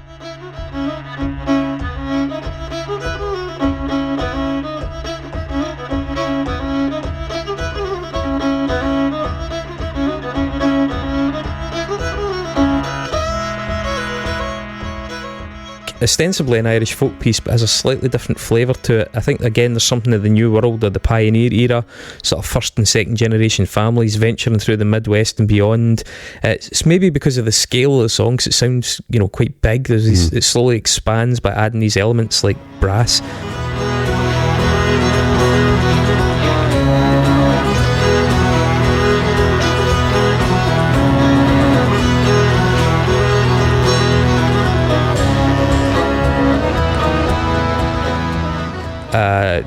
Images of campfires, wagon trains, settlements. It could be that I'm influenced by the title, though, because it is called Bear Creek, which is quite clearly not somewhere in Dublin.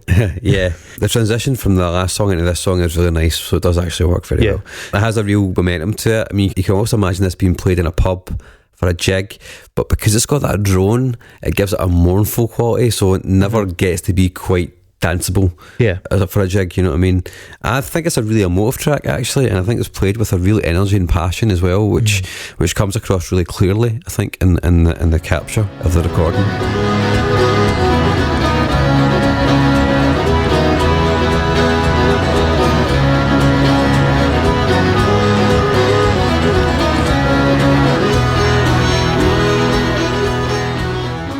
Yeah, I think it's a great bit of music as well. Track 5, Katie Cruel. This one's kind of interesting. I dug into this one a wee bit. Yeah, it's going to be my Nexus, so please don't ruin it. Oh shit! Well, I might, but just you scream at me if I do.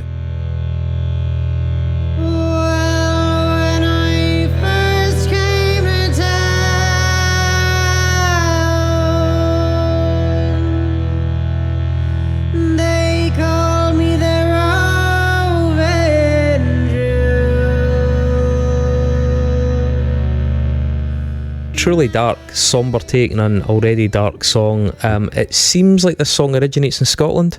There are famous American versions from around about the Revolutionary War era. The most famous modern ones by Karen Dalton, I think, in 1971. When I first came to town, they called me the Roving Jewel.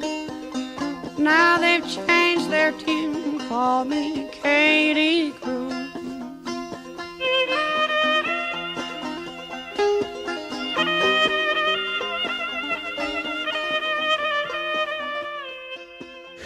The lyrics in this, when I first came to town, they called me the Roving Jewel. Now they've changed their tune, they call me Katie Cruel.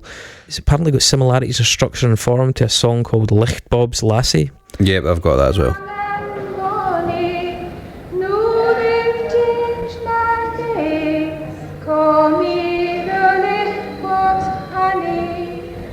First when I come to the tune, they called me young and which was a song about a camp follower, which is, I think, a euphemism for a sex worker. And the lyrics in that were, first when I came to town, they called me young and sonsy. Sonsy, I'm guessing, means sensible or... No, it means beautiful, because like Robbie Burns used that word quite a lot. Did he? That guy. He would know it as well. He'd an eye for it. Yeah. Now they've changed my name, they call me the Licht Bob's Lassie. So it's kind of fascinating the journey that some of these songs take across different countries. It's Scotland to Ireland, different version, Ireland all the way across to the States, presumably with these many immigrants that went there and then changed again. That's pretty interesting. I think this song is quite similar to the Wild Rover in construction, I think, a little bit. I just love her voice, but when it goes up an octave, and then there's about halfway through when it goes up the octave and it's got a female harmony underneath.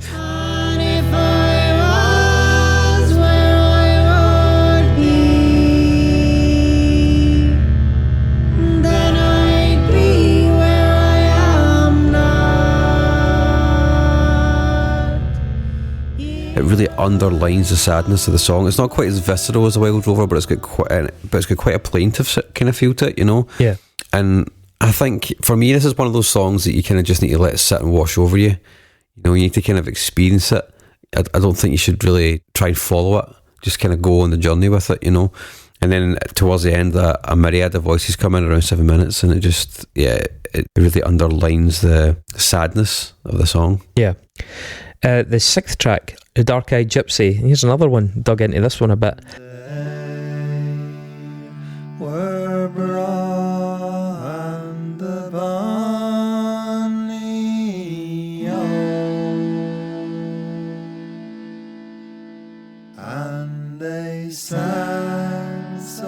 Some of the lyrics: last night I lay in a fine feather bed with my own wedded lord beside me, oh, but this night I lie on the cold barren floor in the arms of me dark-eyed gypsy, oh. So there's numerous versions of this, again, Scottish ballad that turn up in Ireland, Britain, North America. This version came from Joe Holmes, who I think was born right at the start of the 1900s, 1905, 1906, something like that. And the gay gold ring that the lady wore, she gave to the dark-eyed gypsy,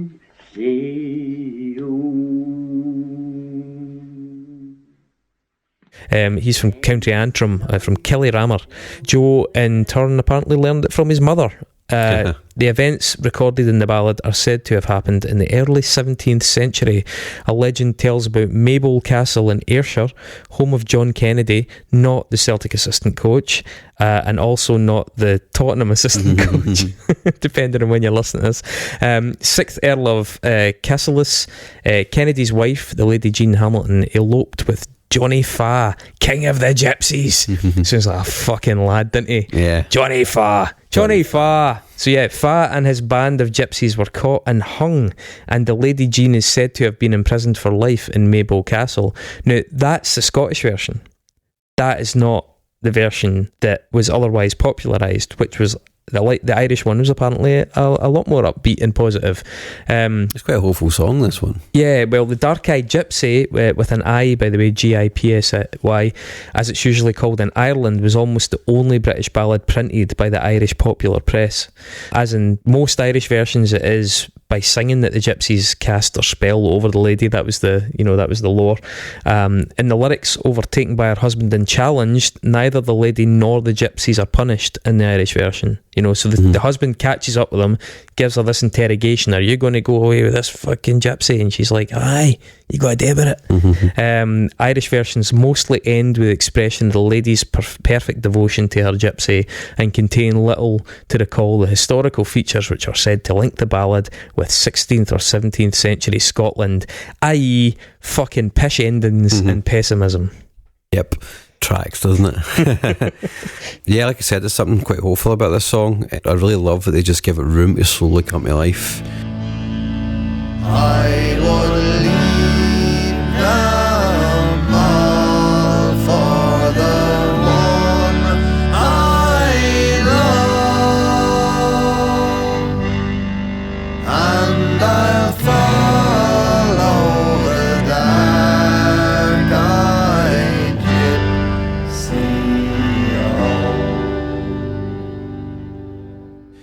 The dual vocal is lovely when it really gets going about halfway through. I think it's really nice, if you can actually call it get going. There's a double bass or an organ or something which is like underlined with a 4-part harmony around 440, which is just a really nice compositional touch.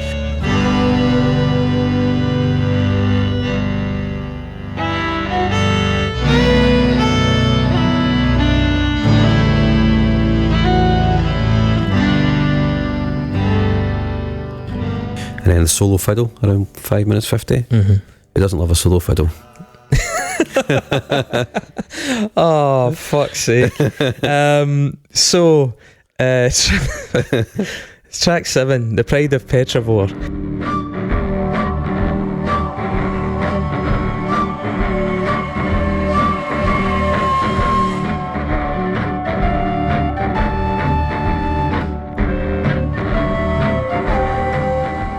Also known as Eileen Og, by the way. And it's got lyrics. Yep. So I dug into all these fucking tunes, by the way. I'm absolutely doing my bit.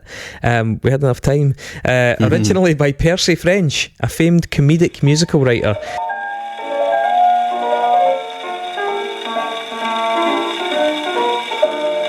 Eileen Og, and that's the darling's name is. Through the barony, her features they were famous, and if we loved her, who was there to blame us? For wasn't she the pride of Petravore? But sure her beauty made us all to shine. A really different song in other people's hands, by the way. This to me is almost the sound of a sort of ramshackle, decimated army, like broken, limping either to or from or back into another battle.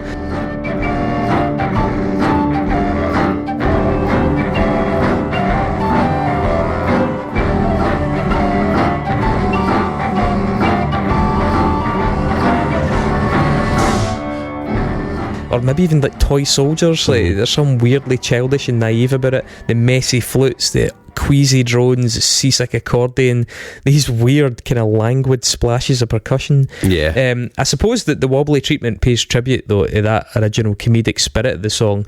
It's a really, really strange song, but it's also one that I know that hardcore Lankum fans seem to hold pretty dear, especially when they do it live. There's shades of Scott Walker in the atmosphere of this, for sure. I've written it's like a lumbering 19th century nightmare. It begins really unsettling, and it's like you said, it's almost queasy. There's like a tin whistle. There's actually a really nice melody at the centre of this song, but it's just like lathered in so much grime, and you know, it feels like a jaunty tune that's trying to escape from Tom Waits' mind. Tom Waits, that's a decent reference. That comedic queasiness that he does quite a lot, especially that kind of Mule Variations onwards kind of era where he gets like Blood Money sort of thing. Quite playful, yeah.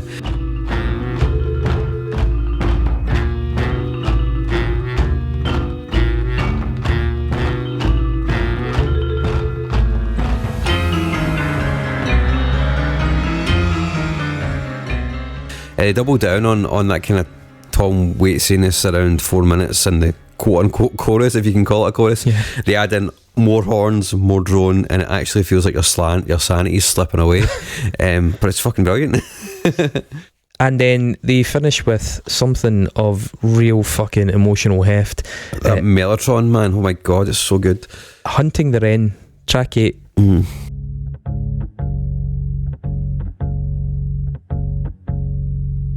Sharp is the wind, cold is the rain. It's an original by Lankum. It's a significant song for them on a number of different levels. It's a significant song for Radie personally, as well, as we mentioned in the interview, because of the issues in Ireland regarding reproductive rights and women's rights, and I think she remembers singing this at a show the night that the vote passed, I think it was, or it was certainly very close to when the vote passed to legalise, and how profound, how moving that experience was.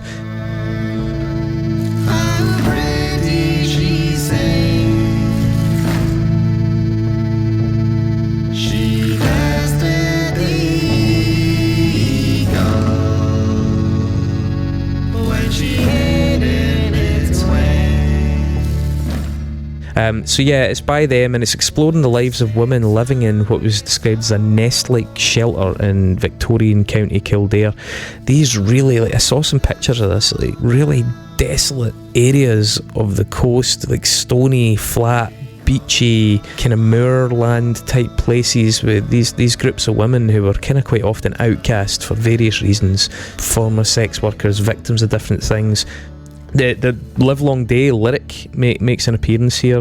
The reverberating thumps and resonant vocals that get pitted against the central string plucks, which are quite muted, give this tune a weird mix of... It feels to me like it has both expanse and claustrophobia. The string plucks are very intimate, yet around that there is quite a lot of space, and it reminds me of those pictures of those women, you know, hunkered against the wind on this really open terrain, exposed to the fucking Atlantic fucking gusts and stuff like that. Just mental. The shimmering synthy organ thing in this is beautiful. I'm not sure if that's actually an effect or if they've used a rotary speaker. Have you ever seen a rotary speaker? They're absolutely fucking amazing. They sound incredible. And yes, you can get great plugins and stuff like that. I'm not sure how they did this one, but it sounds tremendous, whatever they've done.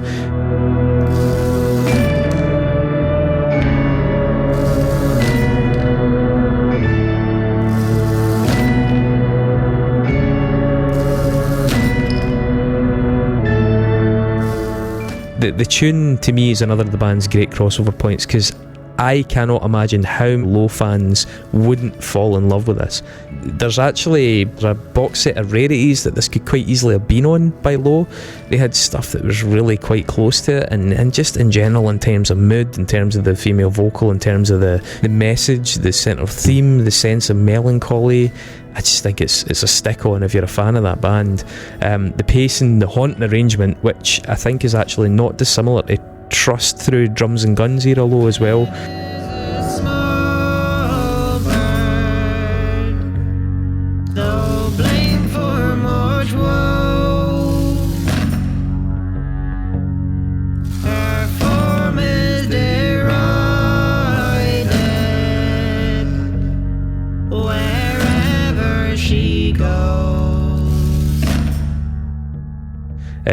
That intangible coldness and lyrical desolation. I think that's a fucking amazing song. And again, if Lankum are picking up people from different audiences, there must be a shitload of people in there now from Low, because otherwise the world makes no sense. Yeah, it's a really good song. It feels like a dark tune that's trying to fight the light almost. The dual vocal and the plucked double bass, I think it's double bass, is a really nice touch. The keyboard solo, like you said, that shimmery keyboard in the middle, that's also just a sound that sounds, I adore that sound.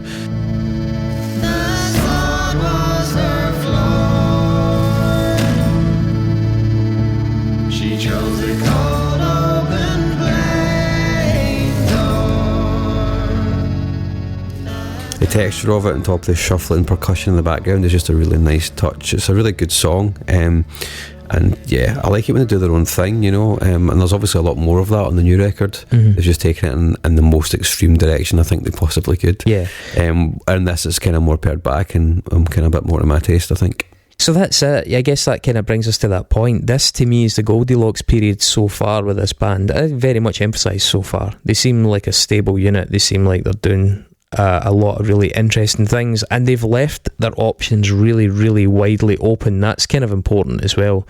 You know, they have not limited themselves. So yeah, but that being the case, I think it's the high point to date. I think it's majestic. I was really surprised that something so folky was also so affecting, because the conventions tend to alienate me a wee bit, which is not to say I never like it, but I've never liked so much of it, and I've certainly never liked an entire album of it to anything close to this extent.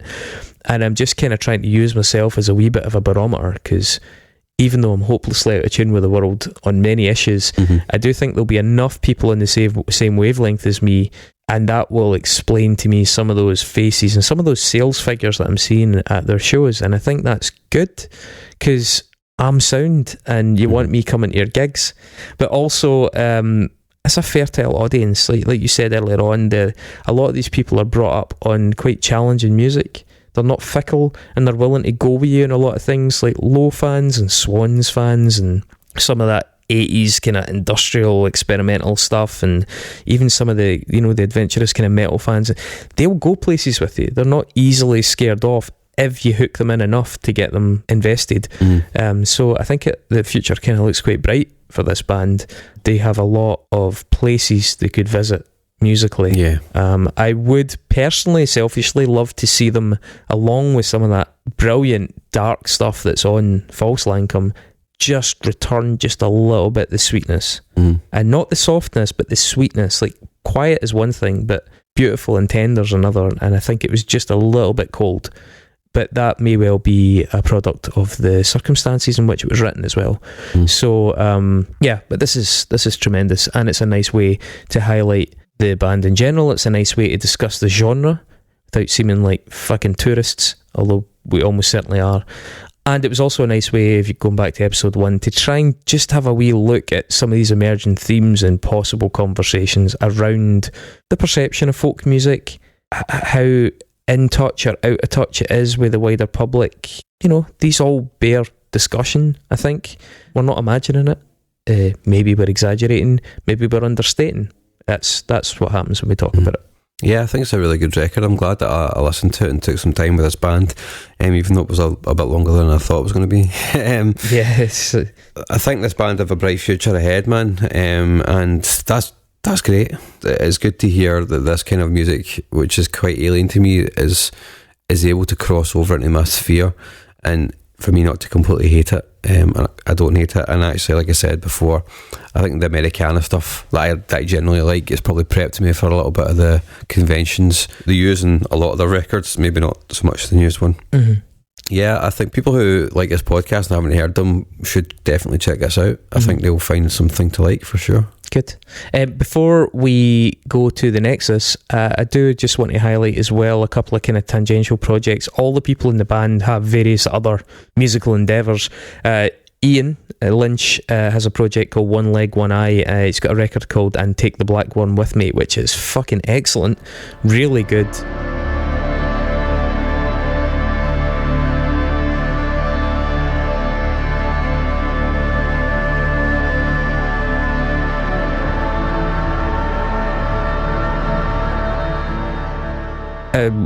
More experimental, soundscapey. Again, though, if you're like a Godspeed fan or into quasi-industrial stuff, electronics, as well as some of the stuff that Lankum do, I think you'll really, really enjoy that.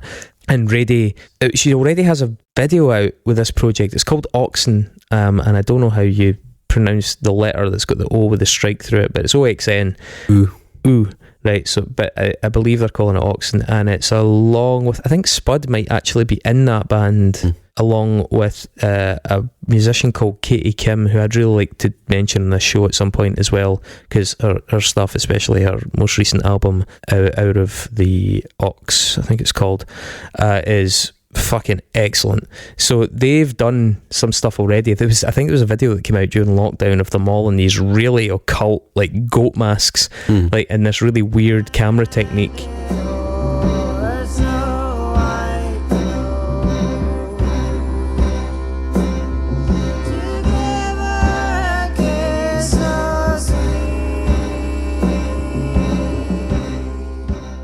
There's another woman in the band, and forgive me, I cannot remember off the top of my head her name.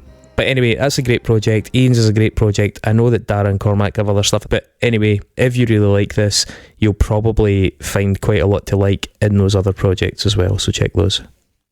Cool. Should we do the Nexus then? Nexus time.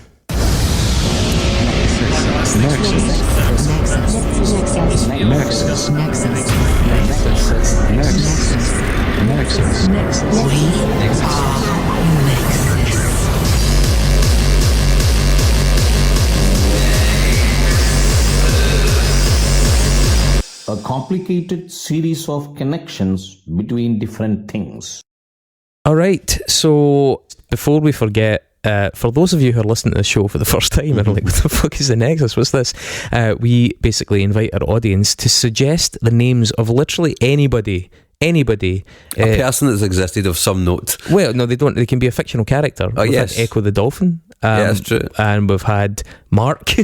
Yeah, we've had like ourselves come up in the Nexus. So basically, our audience members, if you go on our socials, Instagram, Twitter, Facebook, or especially the Facebook private group, you're guaranteed, then you can just stick some random names up there. We'll scrunch them up in bits of paper, put them in the tub, and draw them out. And then the challenge is that we have to link from this week's subject, in this case Lankum, to the name on the paper. And that said, let's have a look at that. As is his MO, Corey Robinson came up with the Nexus this week. Corey Robinson, long-time listener and prone to the odd low-key flex with his Nexus, chose Lovely Warren. Yeah. Lovely Warren. Before looking up Lovely Warren, what does that suggest to you? I think like a sort of like late 80s hip-hop guy, maybe collaborated with the Fresh Prince or something like that, you know. I was thinking poet. Lovely Warren. Yeah. Okay. They have weird names sometimes. Maybe if he had an initial. Lovely B Warren. Yeah. But it's not a he, it's a she. It's none of these. Yeah. Yeah. You want to introduce the audience? Yeah, she's the mayor, or was the former mayor, former mayor of Rochester, New York, which is where Cody's actually from. And we know that because Corey was a sub, and we have been selling him records and selling his data.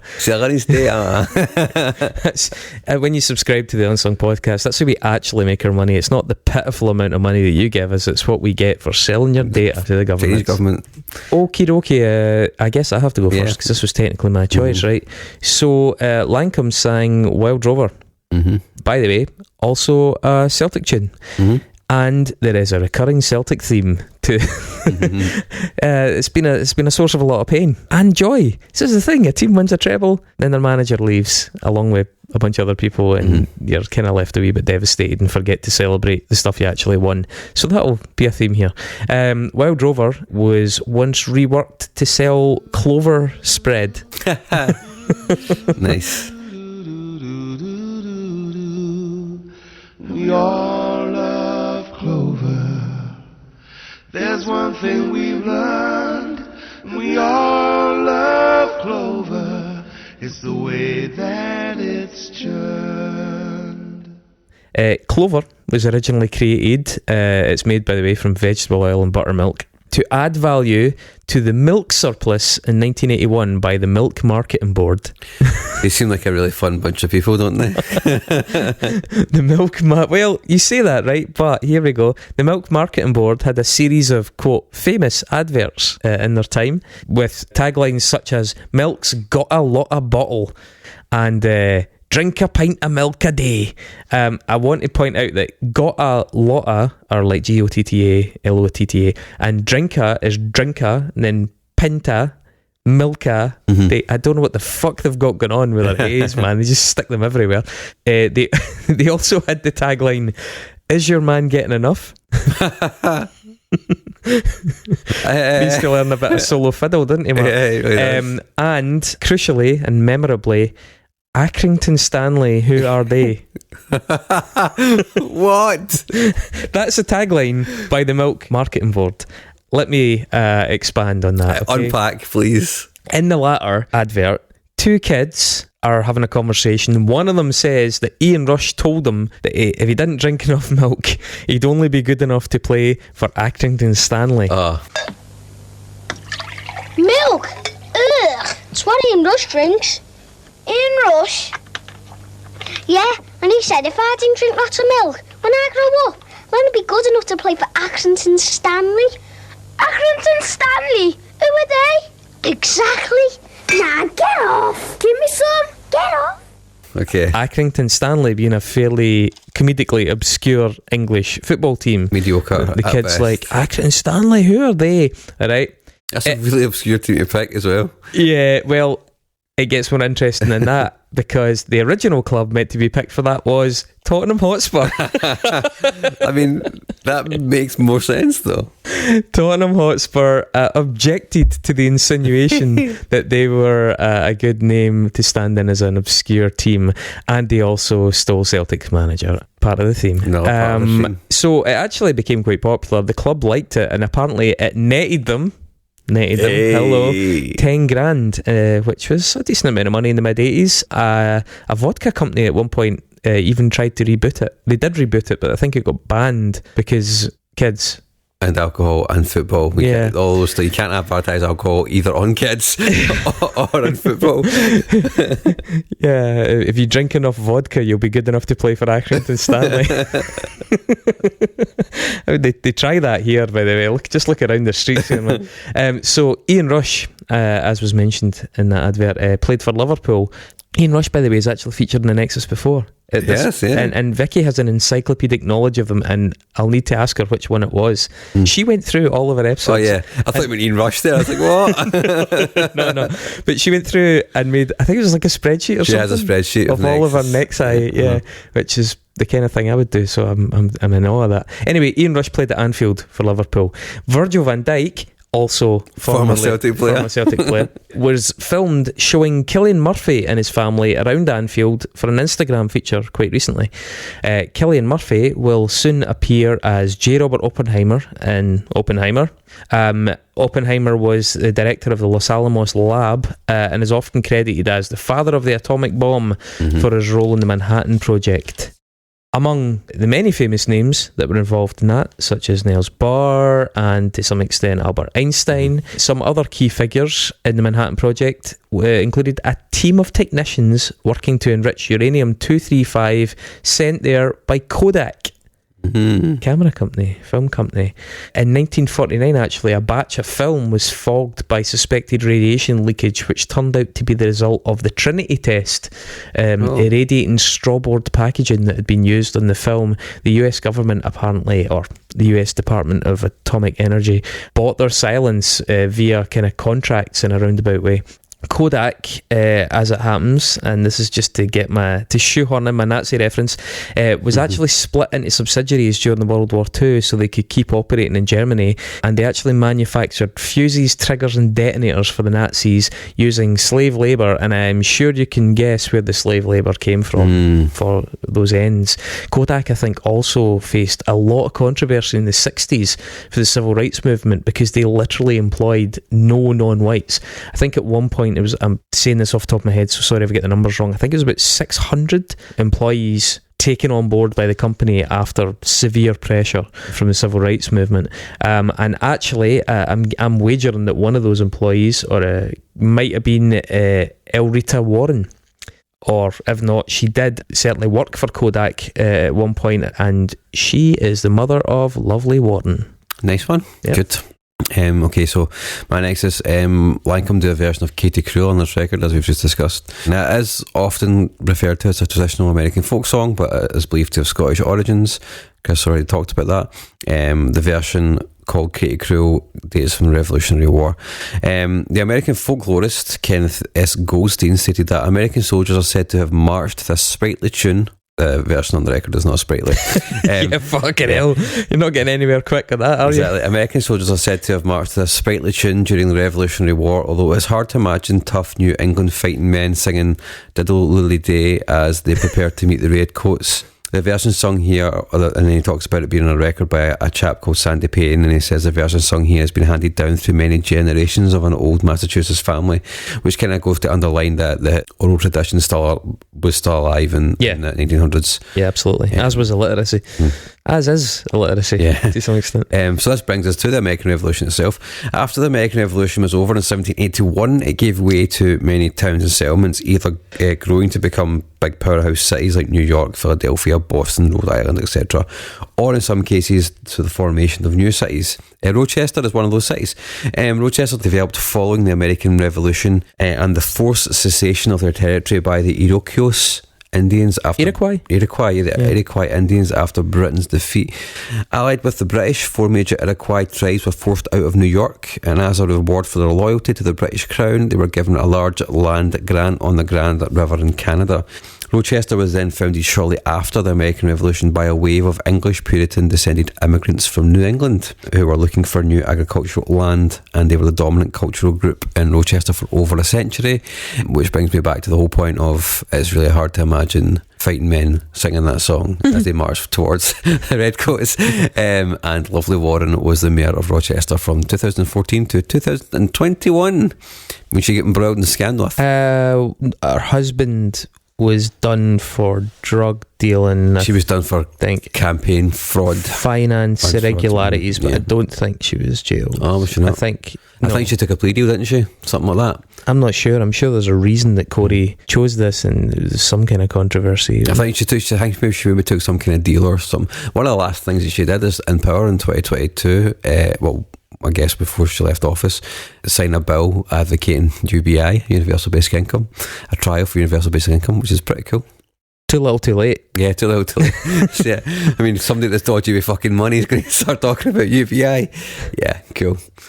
It's like when Alex Salmon starts saying, Ferraris for everybody. Right, fucking hell. Well, we finally did the Lankum episode, Mark.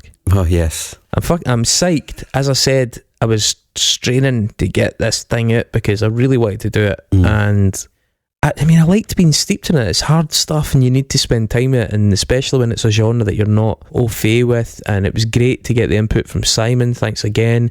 The interview was fantastic. Thanks again, Lankum, and everybody that helped set that up. That was great, but I'm so glad it's done. Yeah, me too. Out of the way. We don't know what we're going to do next week because we're still reeling from this. But when we decide what we're going to do for that, we will have to do a Nexus, won't we, Chris? We will have to do a Nexus. And that Nexus will be courtesy of Chris Hind. Oh, not here for Chris for a while. Barkevius Mingo. No idea who that is, but I'm going to enjoy finding out. Am I holding this the right way up, for fuck's sake? Barkevius Mingo, who's that? Okay, well, as we say, we're not entirely sure who we're going to do, because again, we're juggling things a wee bit just now, but hopefully it feels like it's worth it when we get interviews as good as these ones and we're able to dig into these subjects in this kind of detail. Yeah, totally. If you like what we do, if you've enjoyed this episode, please consider joining the Record Club, or consider even just subscribing at the basic level. It's like $4 a month. You get bonus material, you get stuff early, you get to talk to us directly on the Facebook group and, you know, have input into episodes and stuff like that. So that's really nice. And yeah, also you can visit our merch store and get one of the wonderful new line of Lord of the Logos unsung podcast, Tat, on your body indeed. Or in your gaff. So do all those things. We would appreciate it, because we appreciate you. We will see you, or you hear us next week. Catch you later.